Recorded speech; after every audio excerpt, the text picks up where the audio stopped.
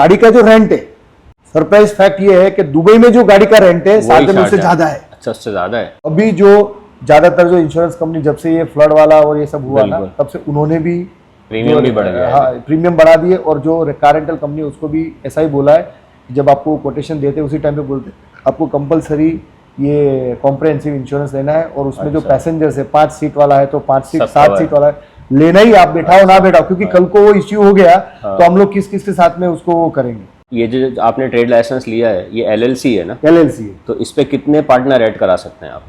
Tracker में company to company very करता है और उसमें ट्रैकर प्लस इमोबिलाइजर। इमोबिलाइजर क्या है कि आप रिमोटली गाड़ी को बंद कर सकते हैं। और ट्रेड लाइसेंस की कॉस्ट कितनी पड़ी? ट्रेड लाइसेंस आपको मेरे केस में मैं और मेरी वाइफ 2 पार्टनर है। अब आप कोई बंदे के साथ में बिजनेस करना चाहते हो तो सबसे पहला इंपॉर्टेंट पैरामीटर्स क्या है? ट्रस्ट।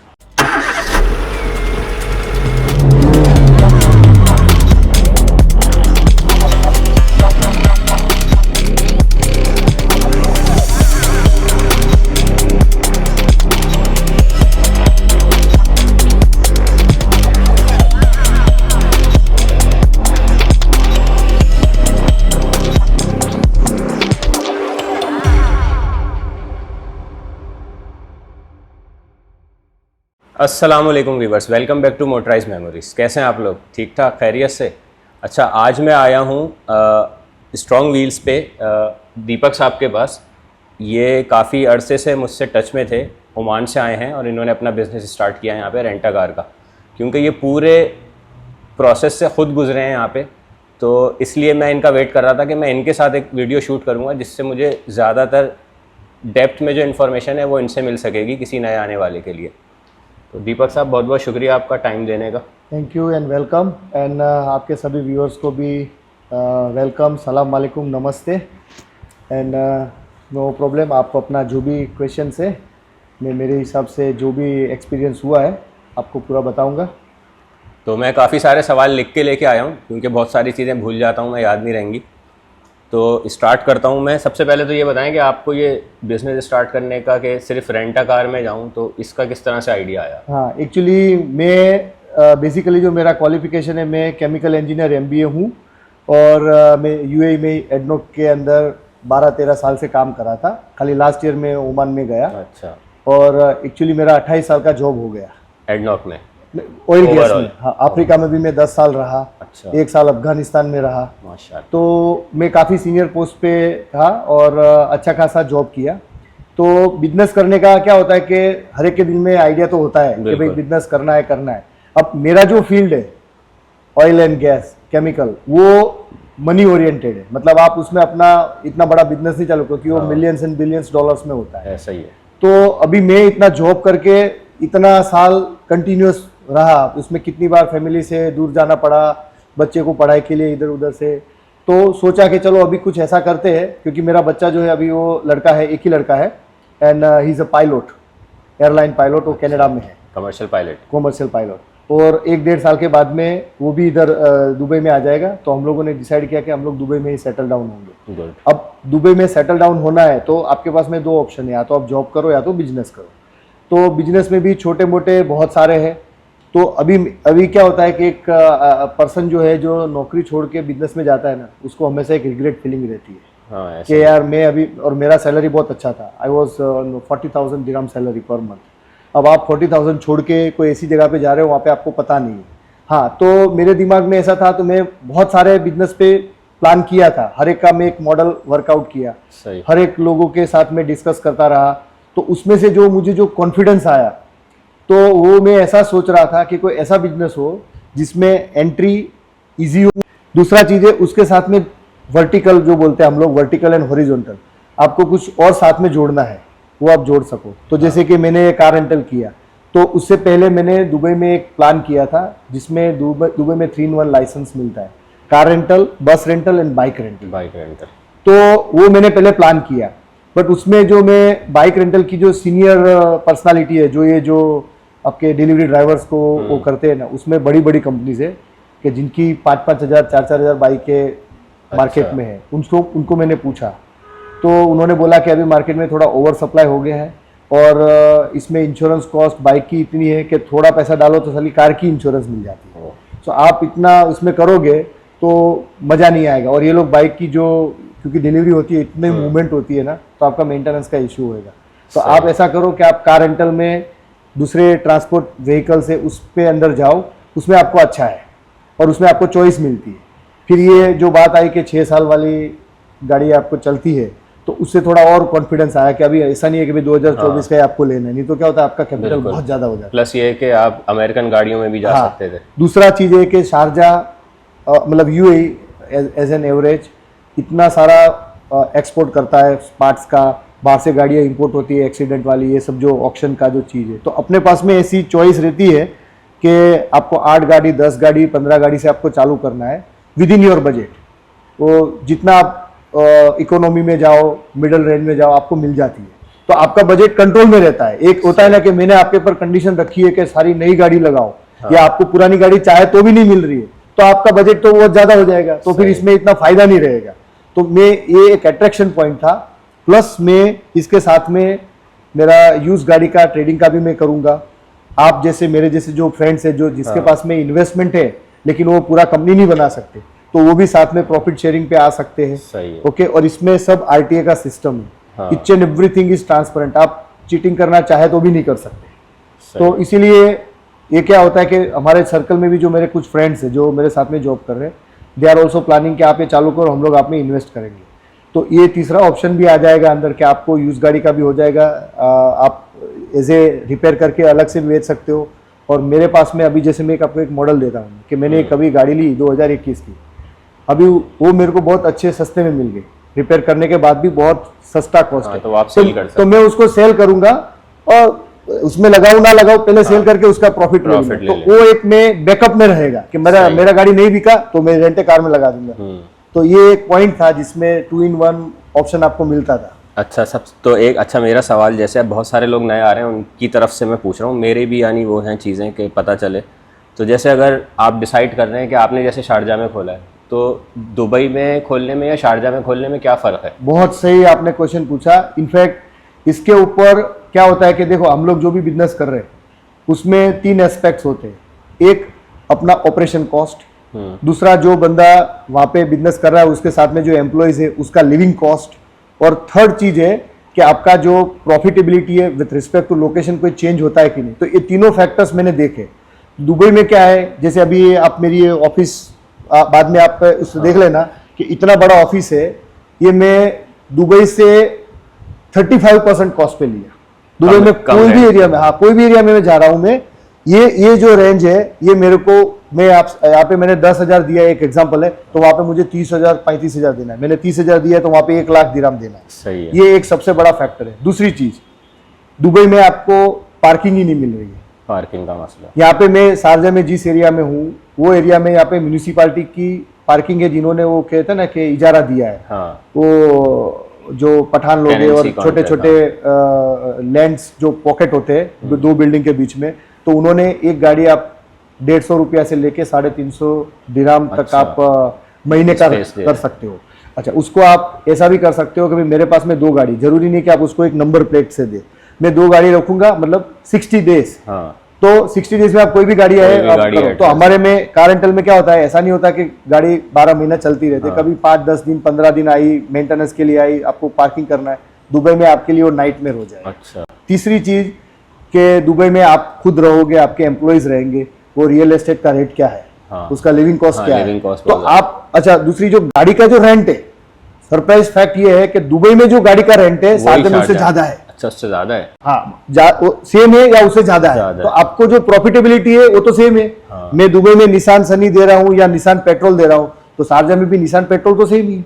सही है। तो वो एक ऑप्शन जो है वो आप ओवरऑल देखो, और आपको लंबा गेम खेलना है, सही है।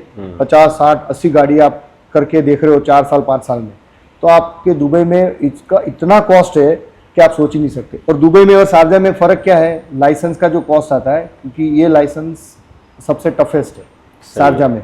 इसमें अभी भी स्पॉन्सर वाला से थोड़ा टफ सिस्टम है। स्पॉन्सर जो होता है आपका, उसको एज ए पार्टनर आपको देना है, मिनिमम 20% देना है। अच्छा। ओके, आप 15% बोल के नहीं चलेगा, 20% या उससे ऊपर दो, 20% दो, आप 80% आप रखो। ओके, 3 पार्टनर बनाओ 4 बनाओ, आपके ऊपर है। तो ये दुबई में नहीं है। तो मेरा जो स्पॉन्सर कॉस्ट होता है 5,000 7,000 10,000 जैसा स्पॉन्सर है, बस इतना कॉस्ट मेरे को ज़्यादा है। Other than that everything is कुछ नहीं है, सही हो गया। अच्छा, इसके लिए रिक्वायरमेंट क्या है आपकी, यानी ट्रेड लाइसेंस लेना है आपने, एक शॉप लेनी है, और गाड़ियों की कोई मिनिमम रिक्वायरमेंट कि इतनी नहीं। गाड़ियां लेनी हो? गाड़ियों की कोई रिक्वायरमेंट नहीं है। जो रिक्वायरमेंट ये है कि बस आपको मैन्युफैक्चरिंग जिस डेट की है उससे 6 साल तक आप गाड़ी चला सकते। ओके, बड़ी गाड़ी है, कॉस्टली गाड़ी है, हाँ। तो आरटी वाला खुद आपको, और वो गाड़ी की कंडीशन देखेगा। अच्छा। क्योंकि हर बार आप जब अप्रूवल कराने जाओगे ना, सही है। I am not talking of passing report, हाँ हाँ, ओवरऑल गाड़ी की कंडीशन देखेगा। ठीक है। क्योंकि ये गाड़ी अल्टीमेटली टूरिस्ट और ऐसी ही जगह पे जाएगी जहाँ पे आपको हाँ। आपकी शारजा की भी रेपुटेशन है, यूए की भी Reputation का, रेपुटेशन हाँ। है, इसलिए वो लोग वो देखते हैं कि ठीक है। पासिंग में तो चलो चलता है। हाँ। तो ये फैक्टर्स आपने अच्छा कर लिया तो 7 साल गाड़ी चलती है, और बहुत महंगी गाड़ी है तो 8 साल भी ये लोग चला। 8 साल भी चल। बट ऑन एन एवरेज आपको लाइसेंस लेना है, जो आपका इजारी है, कंपलसरी है, वो आपने ले लिया। तो अदर देन दैट, और बाकी जो उसका जो प्रोसीजर है, थोड़ा दुबई से 15-20 दिन का लंबा प्रोसीजर है, लंबा क्योंकि process। आपको उसमें वो पार्टनर्स का भी एनओसी करवाते हैं, जो लोकल है उसका भी एनओसी करवाते हैं। सो बिकॉज ये पूरा जो ऑपरेशन है it is handle bye Sharjah police headquarter. सही है। और तो- इसमें ट्रेड लाइसेंस में कितने वीज़े इशू कर देते हैं ये लोग? वो अभी शुरू में आपको 3 से लेके 6 वीजे आते हैं। ओके, फिर आप जैसे रिक्वेस्ट करो, आपके पास में आदमी आ गया, आप उसको करो तो वो दे देता है। उसमें एडिशनल कितने चार्ज करते हैं वो वीज़ा ऐड कराने? वो सेम उसका जो नॉर्मल रेट है कि एक वीज़ा जब आप उसका कोटा क्योंकि लेते हैं ना, तो वो डिपेंड्स ऑन, जैसे 3 ब्रांच बनाई, 4 ब्रांच बनाई, वो आपको डिपेंड करना पड़ता है। एक ही ब्रांच में आप इतना आदमी लेके करोगे सही है। तो वो थोड़ा वो स्क्वायर मीटर का एरिया है। अच्छा, उस क्योंकि हिसाब आपका ऑपरेशन हाँ, इतना ज़्यादातर बड़ा ऑनलाइन नहीं है, हाँ। इट्स नॉट लाइक वो लेबर ओरिएंटेड है, तो वो आपको उसको प्रूव करना होगा। बट एवरेज अच्छी कंपनी और है। एक वीज़े की कॉस्ट कितनी है? एक वीजे की कॉस्ट आपकी, अभी आप जो एज ए ओनर लेते हो तो वो 3,500 4,000 होता है। अच्छा। और बाकी एम्प्लॉइज का होता है वो 7,000 समथिंग है, क्योंकि आपको first time 7,000 वो- में कुछ वो है सिक्योरिटी डिपॉजिट या टोटल कॉस्ट है सब कुछ गवर्नमेंट की है? गवर्नमेंट की कॉस्ट और डिपॉजिट, और जो भी आपको फाइल फर्स्ट टाइम ओपन करते हैं हाँ। उसमें कुछ एक्सपेंसेस जो आपको लेबर फाइल के साथ में वो तो जुड़े हैं। ऐसा कोई डिपॉजिट जो आपको रिफंडेबल हो एम्प्लॉय कैंसिल के बाद? आई थिंक ऐसा कुछ नहीं नहीं है। और फैमिली का वीज़ा ओनर की, हाँ, ओनर की फैमिली सेम का वो भी वीज़ा, जैसे दुबई में जो होता है ना हाँ। फैमिली का सेम फंडा इधर लेकिन है। मैंने सुना है कि अगर आप ओनर हैं तो आपका जो मेडिकल इंश्योरेंस है वो काफ़ी एक्सपेंसिव है, नहीं नहीं ऐसा है? नहीं, इधर अच्छा, दुबई ये में दुबई में होगा, यूएई में शारजा में तो बल्कि ऐसा है कि आपको मेडिकल इंश्योरेंस नहीं है तो कराना भी ही नहीं चलेगा। है, हाँ, कराना बरोबर, नहीं। आप अपने सेफ्टी के लिए कर रहे हो। मैं अभी मेरा खुद का एक मेडिकल इंश्योरेंस लिया, पॉलिसी बाजार से लिया, तो मेरे को 1200 दिरहम का पड़ा। उसमें जो नॉर्मल जो हॉस्पिटल क्लिनिक्स है हाँ, हाँ। और बड़ी हॉस्पिटल होती है आपको वो लोग रिफर करेंगे तो होगा। बाकी अच्छा। उसमें लिमिट आती है, 75,000 दिरहम है, 150,000 दिरहम है। सही है। सही है। तो अभी क्या होता है कि जो जॉब में जैसे आपको कंपनी स्पॉन्सर करती है, तो आप भी अपने एम्प्लॉयज को उसी तरह से करोगे। एज ए ओनर भी आपको इसमें कोई इतना ज्यादा डिफरेंस नहीं आता। और ट्रेड लाइसेंस की कॉस्ट कितनी पड़ी? ट्रेड लाइसेंस आपको मेरे केस में मैं और मेरी वाइफ 2 पार्टनर है, मतलब प्रॉपर पार्टनर है, तो हम लोग हमारा वीजा के साथ में हमको कंप्लीट 38,000 में पड़ा। 38 का? बहुत महंगा नहीं पड़ा? क्योंकि उसमें 7,000 तो आपका मैंने मेरे स्पॉन्सर्स को दिया, वो 7,000 नहीं है, तो दुबई में भी सेम है। और क्योंकि वीजा का कॉस्ट अंदर आ गया ना, अच्छा, मेरा साइडी मेडिकल सब कुछ अंदर आ हाँ, गया। यानी 3-3 हज़ार के आपके वीज़े हो गए? 3,500 3,500 7,000 के 2 वीज़े हो गए आपके, और 7,000 7,000 स्पॉन्सर को दे दिए, तो 14,000 तो ये हो गए। बाकी जो कॉस्ट आप गिनती करो तो दुबई का ऑलमोस्ट सेम बाकी ही है। यही है। सही हो गया। और इसमें क्या होता है कि जो मैं आपको जो बताया ना कि एनओसी जो लेने का होता है, हाँ। उसका थोड़ा 500-600 दिरहम ये सब आगे कॉस्ट पीछे। है। दुबई में शायद वो नहीं है, सही है। बट वो आपको एक ही बार लेना है। अभी जो मेरा वाउचर आएगा ना वो सिर्फ 11,000 का आएगा। अच्छा, और ये जो आपने ट्रेड लाइसेंस लिया है ये एलएलसी है ना? LLC है। तो इस पे कितने पार्टनर ऐड करा सकते हैं आप?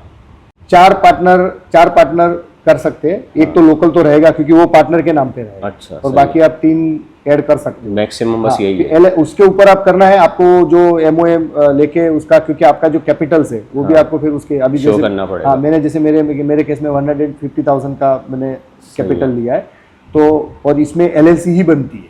दुबई में जैसे सोल LLC एस्टेब्लिशमेंट इस तरह का नहीं है, इसमें कंपलसरी LLC ही है। अच्छा, और दूसरा एक चीज़ और कि बैंक अकाउंट खुल जाता है इस पे हाँ, इजीली? बैंक अकाउंट खुलता है इजीली। इसमें सुना है टाइम लग जाता है काफी। यस, बट उसमें ऐसा इस तरह का नहीं है। क्या होता है कि जो मेरे केस में क्या था कि मैं बीच में 1 साल यूएई छोड़ दिया था। अच्छा, तो मेरा जो, क्योंकि मैं एक होता है ना कि मैं जॉब करके अभी मैं बिजनेस करने आऊँ, तो मेरा आगे का बिजनेस का अकाउंट है।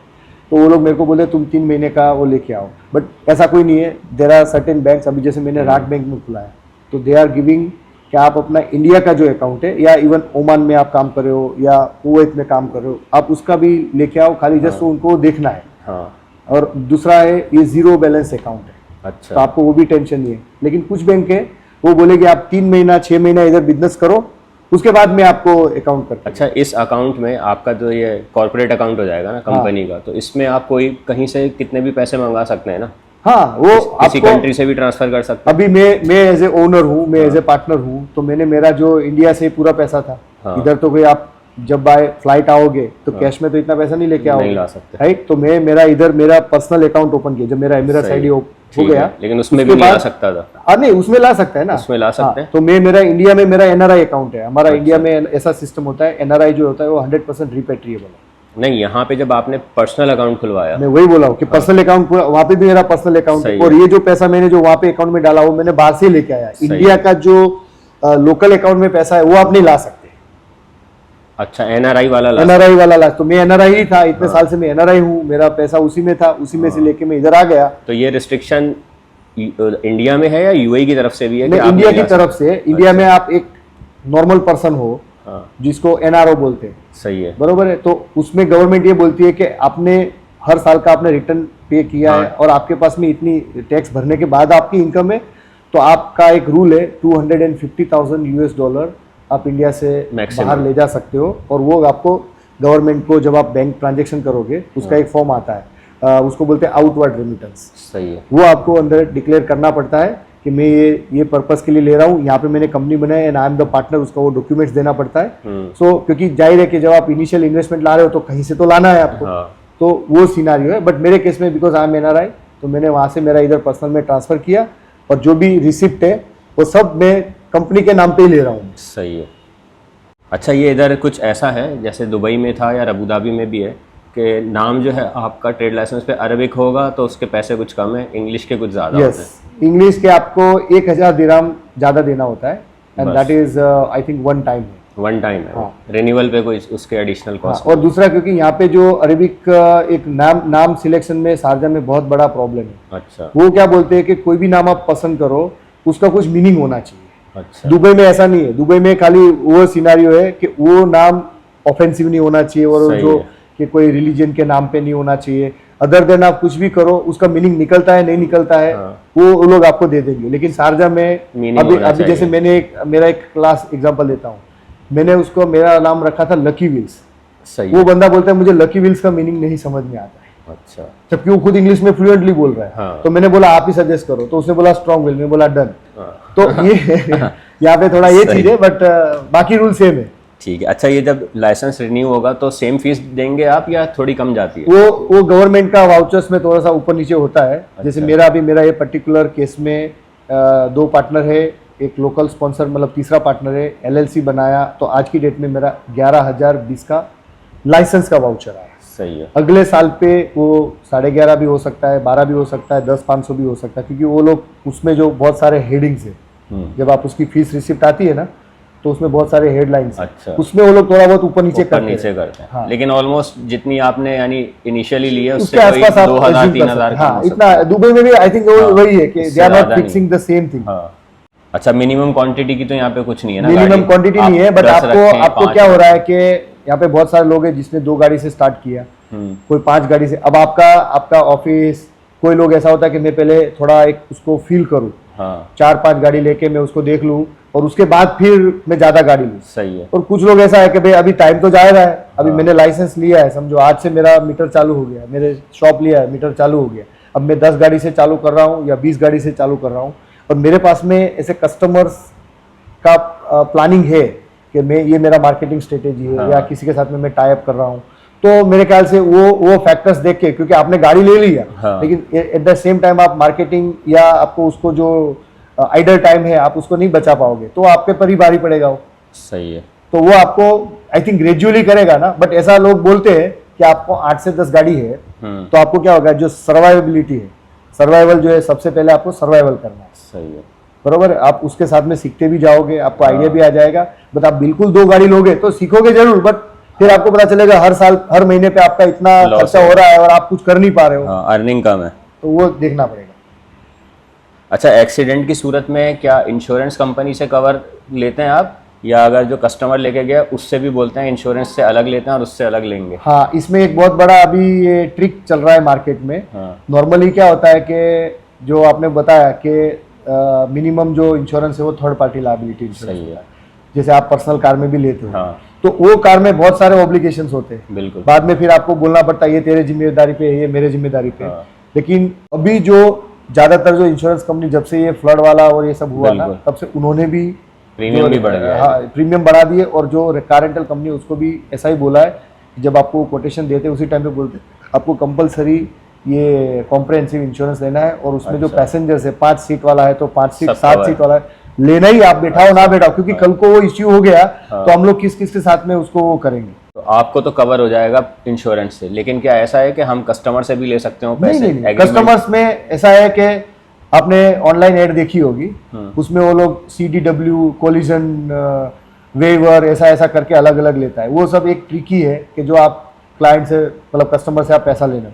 सी कस्टमर सिंपल चीज है, मैं उसको 80 दिरहम बोल रहा हूँ और फिर बाद में बोलता हूँ 40 दिरहम इंश्योरेंस का है, तो घूम फिर के बात तो 120 पे आ गई ना। अच्छा। तो उससे अच्छा है मैं पहले उसको बोल दूँ 120 एवरीथिंग इज इंक्लूडेड। सही है। तो उसको यानी भी अगर वो पैसे- एक्सीडेंट करके आएगा तो वो आपके पास लाके गाड़ी खड़ी कर देगा कि मैंने तो एक्सीडेंट किया, आप बनवा लें। हाँ, उसमें जो प्रोसीजर है कि भाई उसको पुलिस को बुलाना है, ये हाँ, बुलाना, वो सब वो ठीक सब है, वो करेगा। सबके लिए सेम है। बट ऐसा सच अभी कोई जो भी हमारे जो फ्रेंड्स है जो ये इंडस्ट्रीज में, उनको ऐसा कोई प्रॉब्लम और नहीं मैंने ये भी सुना है कि जैसे किसी ने नया लाइसेंस लिया है अभी, तो जब तक उसको 6 महीने नहीं हो जाते तो कोई रेंटा कार वाला गाड़ी नहीं देता। जैसे मैं कस्टमर हूँ, मैं आपसे गाड़ी लेने आया हूँ, लेकिन मेरा ड्राइविंग लाइसेंस जो है हाँ वो है 1 महीने पुराना, तो क्या आप मुझे दे देंगे गाड़ी? हाँ, वो उसमें वो चीज है कि वो क्योंकि आप उसको कौन सी वाली गाड़ी देते हो, अच्छा। एक होता है ना, देखो यूएई गवर्नमेंट ने लाइसेंस दिया है, सही तो है। दैट मीन्स कि वो उसने वो वेरीफाई करके दिया है। Verify किया। सही है। अब एज ए ओनर आपका, अब आपने उसको बड़ी महंगी गाड़ी आती है जो हाँ। अभी BMW है, सही तो है। आपको एक फियर रहता है कि यार उसको मैंने दिया, ठीक है हाँ, मेरे को accident पैसा ना कमाने को मिलेगा, बट एक्सीडेंट आ जाएगा तो अंदर से मेरा इतना दिन Loss हो गया। लॉस हो जाएगा, तो उस केस में वो करते हैं। बाकी जो नॉर्मल इकोनॉमी रेंज की गाड़ी है हाँ, उसमें नहीं वैसा कोई ऐसा प्रॉब्लम नहीं है। अच्छा, इसमें कोई इंजन की भी वो है कि रेंटा कार में सिर्फ इस इंजन की गाड़ी लगा सकते हैं, 1.6 की, ना, ना, 2.0? ना, ऐसा कुछ अगर मैं 6.2 भी लगा रहा हूँ, रैप्टर हाँ, का ट्रक लगा रहा हूँ मैं, उसमें लगेगा? एक चीज है कि जो एकदम जो स्पोर्ट्स कार जो बोलते हैं, जिसको मसल कार बोलते हैं, हाँ, उसका लाइसेंस अलग है। उसका नहीं, आप वो उसमें ऐड करवा सकते हो। अच्छा। और लग्जरी कार करके अलग से दुबई में बहुत सारी कंपनीज है, उसने वो बनाया है, तो वो उस तरह से करवा सकते हो। बाकी नॉर्मल जो गाड़ियां है, जैसे आपकी बड़ी SUVs तो है, आप जैसे अपने ट्रेड लाइसेंस में ये एक्टिविटी ऐड करा सकते हैं कर स्पोर्ट्स सकते की? हैं, हाँ। उसकी कितनी एडिशनल फीस? वो मैंने अभी चेक नहीं किया, बट वो लेकिन उसका बहुत ज्यादा तो नहीं होती। ज्यादा नहीं होती है, क्योंकि वो आप एक्टिविटी ऐड कर रहे हो ना, हाँ। You are not talking up entire new licence licence. तो वही है। और इस आप अपने लाइसेंस में ये जो स्कूल बस होती हैं, स्कूल बस ट्रांसपोर्टेशन का भी नहीं, ऐड कर सकते हैं? उसमें भी यहाँ पे एक लाइसेंस है, वो तो पूरे यूएई में आपने देखा होगा, rented passenger bus by rented LLC, वो करके, क्योंकि उन्होंने एक अलग कैटेगरी डाली हुई है। अच्छा। बट ऐसा मेरे को सुनने में आया, I have to check this one, कि आप उसमें जैसे रेंटे कार कंपनी Activity एक add या हो दो सकती गाड़ी, एक या दो गाड़ी जो ये आपने बोला ना, वो टोयोटा हाईएस है, उस टाइप की गाड़ी एज ए रेंटल में आप डाल सकते डाल सकते बट नॉट लाइक कि आपने स्कूल बस है और प्रॉपर वो जो बड़ी अच्छा। टूर ट्रैवल्स में जो यूज होती है ना। लेकिन दुबई में है शायद। हाँ, दुबई में, क्योंकि वो मैं आपको बताया ना, बस कार और ये लाइसेंस का एक ही पैसे ही में वाउचर्स में वो सेम उसको ग्रुप बोलते हैं, सेम ग्रुप, लेकिन यहाँ पे थोड़ा डिफरेंस डिफरेंट है यहाँ पे। और ये गाड़ियाँ हम इसमें करीम और उबर में नहीं चला सकते ना, नहीं। रेंटा कार की? करीम उबेर जो है वो एक्सक्लूसिवली लिमोजिन सर्विस जो बोलते हैं ना, उसमें चलती उसमें आती है। और उसके अंदर क्या होता है कि वो करीम ने, उबेर ने अपनी कैटेगरी बनाई है। सही। तो वो जो लिमोजिन कंपनी है ना, क्योंकि वो लाइसेंस कॉस्टली है और उसके अंदर थोड़ा एक एक्सक्लूसिव क्लास है, तो आप जब उसमें जाओगे तो उसके थ्रू ही वो होगा। और एक कस्टमर से आप लोगों को क्या चाहिए होगा जब कोई आएगा रेंटा कार लेने? तो एमिरेट्स आईडी और driving licence? Emirates ID, driving licence, और यदि वो टूरिस्ट है तो उसका जो पासपोर्ट कॉपी और इंटरनेशनल ड्राइविंग लाइसेंस की जो कॉपी होती है। अच्छा, और दूसरा ये भी है कि जैसे अभी इंडिया पाकिस्तान से कोई बंदा आता है, उसको इंटरनेशनल लाइसेंस बना, बिकॉज वो टूरिस्ट है, वो टूरिस्ट वीज़ा पे है, तो आप यहाँ पे ऐसा कुछ है, प्रोसीजर है कि आप उसको अप्लाई करके 2-3 घंटे में वो टेम्पररी वो टाइप का बना सकते हो, जिसका वैलिडिटी कुछ सर्टेन टाइम तक होता है, तो आप उसको गाड़ी रेंट पे दे सकते हो, क्योंकि टूरिस्ट है, उसके लिए ये सिनेरियो है। से मैंने आपसे गाड़ी रेंट पे ली, तो आपने कोई एक थ्रेशोल्ड बना के दिया है कि भाई आप एक दिन में 300 किलोमीटर से ज़्यादा गाड़ी चला नहीं सकते? राइट, वो नॉर्मली 250 किलोमीटर होती है। अच्छा। ओके, वीकली भी लिमिट होती है 1400 से 1800 किलोमीटर, एंड मंथली जो होती है वो 4500 से 5000 किलोमीटर की लिमिट होती है। उससे अभी पर पे चार्ज करेंगे एक्स्ट्रा? हाँ, पर जैसे जो भी गाड़ी है, नॉर्मली आपको मैं समझो एक दिन की गाड़ी दे रहा हूँ, सही है। लेट्स टेक एग्जांपल लेके निसान सनी, उसका मैं आपको 80 दिरहम चार्ज कर रहा हूँ एक सही दिन है। का, तो 250 किलोमीटर इक्वल्स टू 80 दिरहम। है। अभी आपने वो रेंज से ऊपर गया तो मैं आपको 0.25 फील्स या 0.50 डिपेंड्स ऑन जो भी किलोमीटर चार्ज पर करेंगे। किलोमीटर आप चार्ज करेंगे। ये एक तरीका है। दूसरा है कि आप समझो आप दुबई से शारजा से आप अबू धाबी दिल्ली जा रहे हो, या शारजा से आप दुबई के जेबल अली आप जा रहे हो, आपने रेंटे कार ली है एक महीने के लिए, तो जाहिर है कि आप उसका कुछ तो यूज़ करोगे। तो आप पहले ही बता दो कि भाई मेरा जो रोज का सिनारियो है ऐसा है, मेरे को 200 किलोमीटर जाना है, 200 किलोमीटर आना है, तो मेरा 400 किलोमीटर तो रोज का होगा ही होगा। सही है। सही है। एक वीक में एक दिन आप छुट्टी तो है, उसके चलो आप थोड़े से तो थोड़े से rent पहले बढ़ा से सकते पैसे हैं। आप नहीं, पहले से आप डिस्कस करके हाँ। वो उस तरह से लेके करो, ताकि उसको वो ना, जब आप रेंटल एग्रीमेंट बनाओ तो आप उसमें उस तरह से वो कर सकते। और ये जो ट्रैफिक फाइन वगैरह आते हैं किसी को, तो वो आपको बताएगा पहले या किस तरह से होता है? नहीं, वो एक्चुअली जो आरटीए में, दुबई में आरटी है, और यहाँ पे जो अबू धाबी पुलिस का जो सिनारियो है वही सिस्टम चलती है, कार्स रेंटल सही सिस्टम। है। आपके पास नोटिफिकेशन आ उसमें जाएगी। पूरा नोटिफिकेशन और सलीक का स्टैंडर्ड रेट है, हाँ। तो 5 दिरहम को लेते, और बाकी जितने भी जो फाइन्स वाइन्स है वो सब अंदर आ जाता है। तो आपने जो डिपॉजिट उससे ली है, हाँ। सही है, वो डिपॉजिट से उसमें आपको पैसा माइनस हो जाएगा। अच्छा, दूसरा अभी एक और चल रहा है, हम लोग अभी उसका डिस्कशन कर रहे हैं। मैं ऐसा कंपनी के साथ में एक टाइप कर रहा हूँ कि मैं डिपॉजिट ही नहीं लूँगा, उसके हाँ, बदले में आपको पर डे वो जो कंपनी है उसको एक सर्टेन अमाउंट देना है, कि जैसे हम जस्ट गिविंग एग्जांपल के मैंने 1000 आपकी डिपॉजिट रखी है, बरोबर है, और आपने 2 दिन तक गाड़ी ली है, तो आपको 0.8% पर डे मुझे देना है, मतलब 8 दिरहम मुझे देना है, वो मैं वो कंपनी को दे दूंगा। सही है।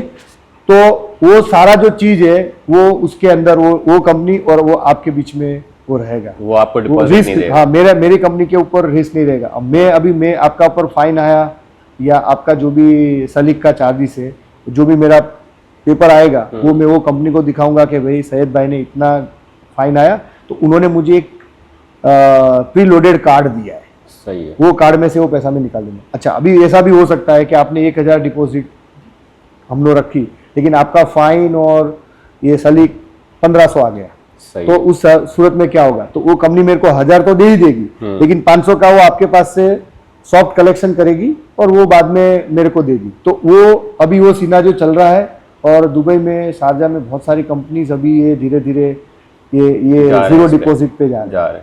वो ज़रूरी है अभी, क्योंकि लोग अवॉइड करते हैं कि यार डिपॉजिट दें, फिर वो वापस करने में बहुत टाइम लग जाता है। नहीं, 21 दिन का 21 दिन का रूल है, बरोबर है। और क्योंकि वो फाइन आने हाँ, का अभी देखना वो होता बड़ी बड़ी जो कंपनी हो क्या अननेसेसरी प्रोसेसिंग और वो सब में वो करते हैं, बट थोड़ा बहुत उसमें क्या होता है कि 14-15 दिन लेके आप उसको इतना स्क्वीज कर सकते हो। क्योंकि अभी ये यूएई की सिस्टम है, तो कोई भी आदमी है उसको ये तो देखना ही पड़ेगा। ट्रैकर में कंपनी टू कंपनी वेरी करता है, और उसमें ट्रैकर प्लस इमोबिलाइजर। इमोबिलाइजर क्या है कि आप रिमोटली गाड़ी को बंद कर सकते हैं। हाँ। जब कोई ऐसा कोई थेफ्ट केस या ऐसा कोई चीज़ होता है तो आप उसको कर सकते हो। तो वो 700-750 कुछ कंपनी है, मतलब ज़्यादा आपकी फ्लीट से, या आप उसको रेगुलर ईयरली वो कॉन्ट्रैक्ट दे रहे हो तो 600-550। दुबई में हालांकि ये कॉस्ट थोड़ी ज़्यादा है, सही है। बट शारजा में लेकिन कितनी गाड़ियों तक है ये? नहीं, आप हर गाड़ी में आपको करना है एक compulsory। गाड़ी का 700 है 700 साल का? उसमें आपको सर्टिफिकेट आएगा, अच्छा। और वो आपका जो जीपीएस है वो सिस्टम में एक्टिवेट होगा, ताकि आप उसकी सिस्टम पे आप देख सको कि कहाँ पे गाड़ी है अभी। अच्छा, अब उस पर आ जाते हैं जो सबसे ख़तरनाक सवाल है, अक्सर लोग पूछते हैं आपसे, मुझसे भी पूछते हैं कि यार हमारी गाड़ी रेंट अ कार पे लगवा दो। लेकिन लोग अवॉइड कर रहे होते हैं वही कि यार गाड़ी तो आपकी ट्रेड लाइसेंस पे रजिस्टर नहीं कराना चाह रहे होते लोग। नहीं, देखो ये बात सही है लोगों का।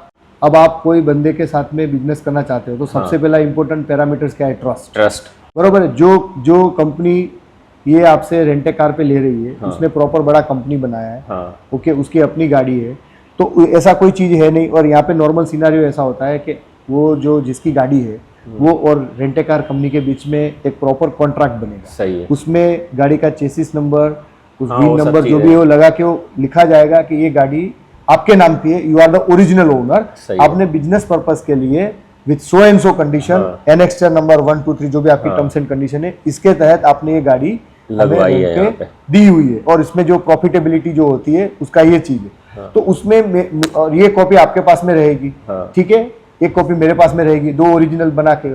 तो आई डोंट थिंक कि इसमें ऐसा कोई चीज है। लोग बड़ी बड़ी कंपनी से आपको पता है ना, हाँ। LPO देते हैं, बिल्कुल। राइट। आप तो अकाउंट में आप खुद देख रहे हो कि इतना सारा इनवॉइस का करते हैं। सही। तो ऐसा कुछ नहीं होता है।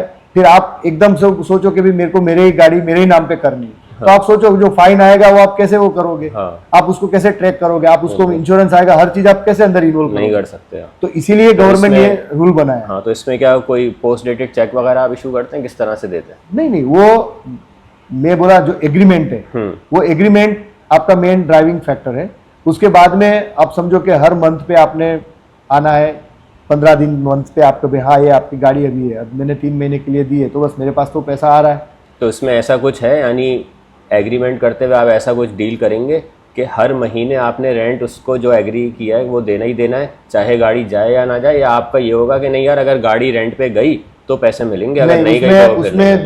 दो केस है जो आपने जो बोला ना, क्योंकि फिक्स रिटर्न वाला सिनारियो जो है वो बहुत मुश्किल है। मुश्किल है। लेकिन हाँ, कुछ लोग ऑफर करते हैं। अब वो क्या करेंगे कि उनका एवरेज जो बिजनेस है, अभी उन्होंने समझो 1 साल 2 साल मार्केट में एक्सपीरियंस किया, उनकी सारी गाड़ियां जा रही है, तो अब वो थोड़ा भरोसा करके वो आपका भरोसा जीतने के लिए आपको ऐसा बोल सकते हैं कि भाई आप एक काम करो, मुझे एक गाड़ी दो। समझो सही। आपने निसान सनी ली, अब निसान सनी मार्केट में 1500 से लेके 1800 तक जाती है, जाती है। राइट। तो नॉर्मली क्या होता है कि आपको मैं वैसा बोलूंगा कि मैं आपको सिर्फ 800 दिरहम ऑफर करूंगा, सही है। ये फिक्स है मेरा। ओके, अभी मेरे को पता है कि गाड़ी तो पूरी जाने वाली है, हाँ, तो इस केस में कार रेंटल कंपनी का प्रॉफिट ज्यादा होता है क्योंकि वो रिस्क ले रही है। रिस्क ले रही आप उसको ऐसा नहीं बोल सकते कि दे आर डूइंग चीटिंग। हाँ। अच्छा, मैंने ऐसा बोला कि नहीं ये काम करो, उसको जो चीज है सामने देखो। अभी गाड़ी जाएगी नहीं जाएगी मेरे को भी नहीं पता है, मेरा मकसद तो ये है कि गाड़ी जाए, ऐसा थोड़ी कि मैं जानबूझ के वो कर रहा हूँ। लेकिन उसमें जो भी इनकम होगी उसका 75 या 80% जो है वो इन्वेस्टर को जाएगा, और 20% क्योंकि ये कंपनी सब मैनेज कर रही है, सब कुछ कर रही सही है। है, तो आई थिंक उसमें इतना 70-30 का रख सकते हाँ। हैं। और आपने देखा कि कोई गाड़ी जो है 2000-2500 का रेंट देती है, हाँ। उसमें आपको ईयरली में एवरेज निकाल के देता हूँ 500 से 700 दिरहम आपको पे करना निकाल होगा। देना है, क्योंकि आपका जो ये इंश्योरेंस हो गया, हाँ, ट्रैकर हो GPS गया। का हो गया, और बाकी जो ऑयल चेंज या जो भी है, क्योंकि वो रोड वर्दी हो गई, वो वहां से आपका प्रॉफिट जनरेट हो रहा है। तो 2000 की 2200 की गाड़ी आपको रेंट दे रही है ना, उसमें आप इन्वेस्टर को ऐसा काउंट कर सकते हो कि उसको 1500 मिलेगा। अच्छा। तो आप ये भी सोचो कि आपने जो गाड़ी ली है, मैंने आपके ऊपर कोई कंडीशन नहीं रखी है कि आप मेरे को शोरूम से छोड़ा के लेके आओ, हाँ। सही है। आप ऑक्शन से बेशक अपने हिसाब से पसंद करके अच्छी गाड़ी करके आप मेरे को आधे प्राइस पे भी दे रहे हो, तो आपका आधा पैसा तो आप वहीं पे जीत गए। सही है। तो दैट इज मतलब म्यूचुअली डिस्कस करके आप उसमें रिजोल्व कर सकते और ये क्रेडिट कार्ड पे भी पेमेंट ले लेते हैं आप हैं। हाँ, कस्टमर से, लेकिन वो चार्ज करते हैं एक्स्ट्रा 2.5। वो हम लोग इसमें क्या होता है, जैसे मैंने आपको बताया ना, ये इंश्योरेंस वाली बात हुई, इस तरह की हुई कि ये सब चीज़ होती है। अपने सुपरमार्केट में जाते हो तो वो जो आपको कार्ड स्वाइप करता है ना, सेम मशीन मेरे पास भी है, सही है। ओके। लेकिन उसमें क्या होता है कि वो चार्ज मुझे करता है। हाँ, वो तो अब मैं चाहूँ कि आपके ऊपर पास ऑन करूँ तो मैं मेरा प्राइस बढ़ा दूंगा। हाँ। तो वो इसमें इतना वो एक ज्यादा ही इशू चीज़ है, नहीं है कि आप महीने के लिए ले रहे हो, सही है। हाँ। अभी मैं 2000 का रेंट पे दिया तो उसका 1% में क्या होगा, 15-20 दिरहम। सही तो आई डोंट थिंक वो इतना बड़ा हाँ, इशू वो है। वर्थ। चलें sir, thank you so much. अभी आपका स्टार्टिंग है तो ये तो स्टार्टिंग की इन्फॉर्मेशन ली है मैंने। जब इंशाल्लाह बिजनेस चल पड़ेगा तो फिर आपसे मार्केटिंग की टैक्टिक्स के किस तरह मार्केटिंग कर रहे हैं आप, अर्निंग कितनी हो रही है, कौन सी गाड़ी किस तरह से, कौन सी फास्ट मूविंग गाड़ी है, वो फिर उसके ऊपर एक अलग वीडियो बनाऊंगा। श्योर, मैं आपके आपको साथ उसका एक कहते हैं ना कि हम लोग जो बॉलीवुड में हॉलीवुड में नया मूवी बनता है तो उसकी एक हिंट देते हैं, सही सही है। है ना। तो इसमें हम लोग उसकी जो नेक्स्ट कड़ी है उसमें ऐसा है कि ये कोई भी बिजनेस है उसमें एक सबसे बड़ा जो पॉइंट क्या है कि जो चीज़ आपको नहीं आती है, हाँ। या जो चीज़ आपका कोर एरिया नहीं है, आप उसको एक्सेप्ट कर लो, सही है। बरोबर है। उसमें ज़्यादा हीरो बनने की जरूरत नहीं है। बिजनेस आपको चलाना है तो जो बिजनेस में जो सपोर्ट करने वाले हैं ना, वो बंदे आप प्रॉपर लो। सही। गौरव, इसमें सब कुछ ऑनलाइन है। अभी इसमें बहुत सारी प्लेटफॉर्म्स है जो आपको, जैसे डुबीजल है ना, उसी तरह से ये ऑनलाइन कार रेंटल के प्लेटफॉर्म्स है। सही है। सही है। अभी दुबई जैसा, शारजा जैसा जो सिटीज़ है उसमें सब ऑनलाइन हो रहा है। ये जियोग्राफिक बॉर्डर नहीं है कि दुबई वाला सिर्फ दुबई में गाड़ी रेंट करेगा, बरोबर है। और मज़े की बात क्या है, गाड़ी महंगी है या आप 7 दिन से ऊपर ले रहे हो तो आपको डिलीवरी देगा, अदरवाइज वो 50 दिरहम चार्ज करता है। एक दिन के लिए कोई आपको डिलीवरी देने नहीं आएगा। हाँ, बाजू बाजू में है, बात अलग है। तो अभी आपको, मेरे को कोई बंदा दुबई से फ़ोन किया कि साहब मुझे आपकी गाड़ी है, क्योंकि उसने मार्केट में देखा 3000 रुपये रेंट है और मैं 2500 दे रहा हूँ, तो वो क्यों नहीं लेगा? गाड़ी तो सेम ही है। अच्छा, उसको शारजा की प्लेट है, अजमान की प्लेट से उसको कोई लेना देना नहीं है। तो ये जो चीज़ है, ये जानने वाला बंदा आप अपनी कंपनी में रखो, in case if you are not the same person, right. वो अपना काम करेगा। आपने जो गाड़ी मार्केट में लिए, क्योंकि मार्केट में सब गाड़ियाँ चलती है, सही है। हाँ, उसमें आपने इकोनॉमी वाली दी तो उसमें आपको गिनती के 8-10 गाड़ी आएगी। फिर बाकी जो गाड़ी है जो फ्यूल इकोनॉमी अच्छी देती है, तो आप वो गाड़ी रखो जो क्लाइंट को अच्छा रहे। बस ये आप ये करते रहो तो आपका बिजनेस चलता रहेगा। फिर आप कॉरपोरेट्स में जा सकते हो। होटल्स, इंडस्ट्रीज है, इधर आजू बाजू में जितनी भी होटल्स है, अब वो क्या करते हैं, इंटरनेशनल टूरिस्ट आते हैं, तो वो खुद आके इधर ढूंढने नहीं वाले। आप होटल वाले को बोल दो, और होटल वाला भी अपना कस्टमर को सर्विस देना चाहता है कि वो बोलेगा सर 10 बजे गाड़ी भेज दो, तो आपको फिर 12 बजे नहीं भेजनी है। सही है, क्योंकि वहां पे टाइम इंपॉर्टेंट है ना। उसको साले को 1 बजे जाके वो शो में जाना है, आप 12 बजे गाड़ी भेजोगे तो कब जाएगा? तो ये बस इस तरह की चीज है। आई मीन इसमें कोई रॉकेट साइंस नहीं है। वो आप सर्विस अच्छी दोगे, रेट अच्छा करोगे, तो मेरे ख्याल से इसमें इतना कुछ चीज है नहीं। ये बहुत टूरिज्म है, और अभी जीसीसी पूरा यूनिफाइड वीजा का जो सिस्टम कर रही है, राइट। चलें व्यूअर्स, ये आज का इंटरव्यू था हमारा रेंट अ कार के हवाले से। तो फर्दर मैं एक इसकी एपिसोड और बनाऊंगा।